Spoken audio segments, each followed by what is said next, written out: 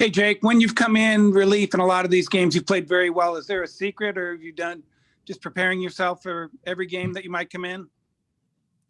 Yeah, I think, for the most part, except for that game in Detroit, I think I, prepared the same way no matter what, whether I'm backing up or starting. I think it's my job to be ready to go no matter what. You never know what the situation is. And, as a goalie, sometimes the biggest times you're needed is when, the guy that was supposed to play goes down. And, we've had that a couple of times this year, and it's my job to be ready to go. So I think, no matter what, whether I'm starting or backing up, I got to prepare the same way and be ready. You never know. So obviously that happened tonight, and I just, it's unfortunate that we couldn't get 2 points there. But, all the credit in the world to the guys in front of me.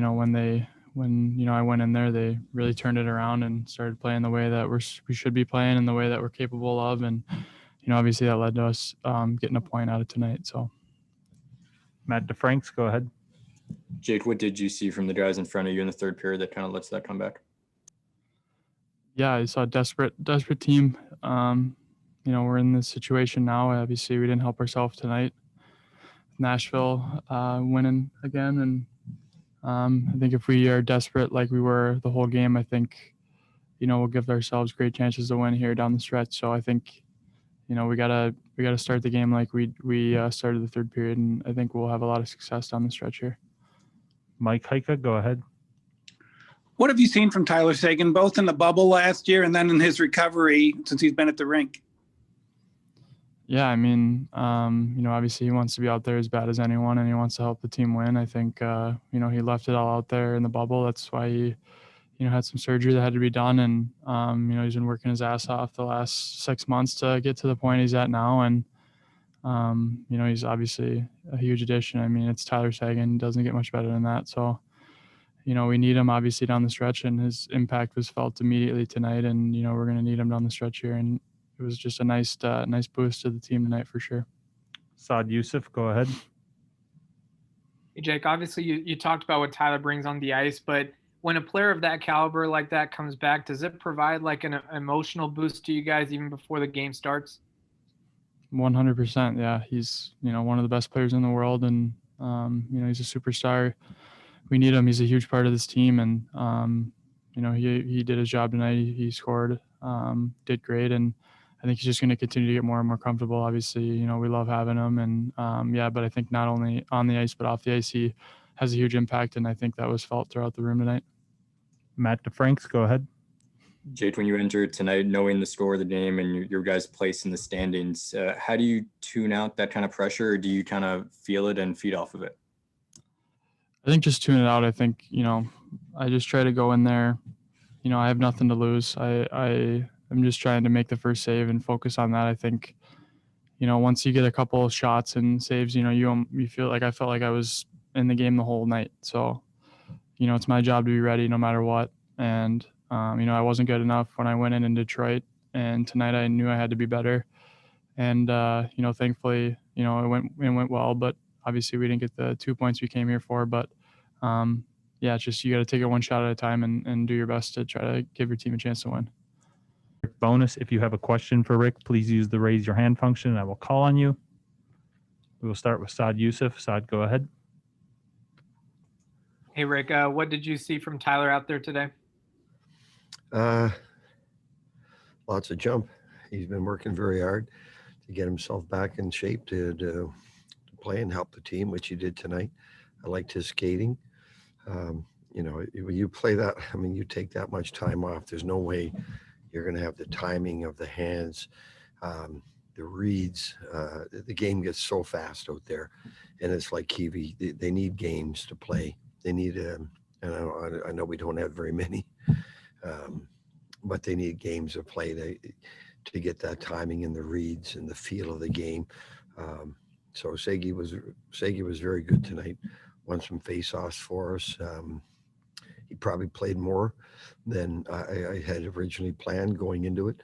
But when we fell behind and he felt good, then as long as he was feeling good, we try to keep his shifts very short. And he was very good. Mike Heika, go ahead. Lots of emotion in this one. Great comeback in the third. How do you read it as far as it's a hard one? Obviously, they're all hard, but this one just seems like it really is a punch in the gut. Well, we got to stop taking these stupid penalties in overtime. They're just stupid penalties. That's as simple as what it is. That's what's hurting us. So I know the overtime record. I get it. But when you're shooting yourself in the foot like we are, you're not gonna win in overtime taking penalties. You're just not. And even the other night when we in Nashville, yeah, we killed it, but it doesn't matter. You're gassed, and you're giving the other team all kinds of momentum. So when we stop taking penalties, that's twice we've lost to these guys in overtime on a penalty. And it can't get to the point where we can't put you on the ice because you're going to take a penalty because we're trying to win, right? So we got to put our best players out there, but we have to count on them not to take these dumb penalties that we're taking. Matt DeFranks, go ahead. If we hear about desperate hockey a lot, and obviously you guys will need some desperation in the last week or so here, what does your team look like when they are playing desperate, and how do you guys get to there? Well, listen, we're playing desperate hockey right now. For us to come back, that's a really good hockey club over there, man. They're fast, and they play the game fast. And they've got 4 lines, and they got 60 that are mobile. They move the puck. They're really, and that's why they're fighting for first place.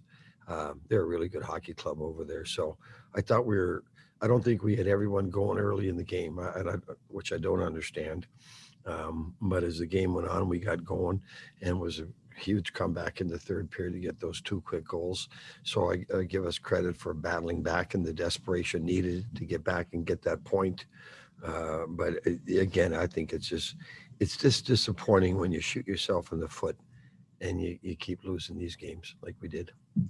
Saad Youssef, go ahead.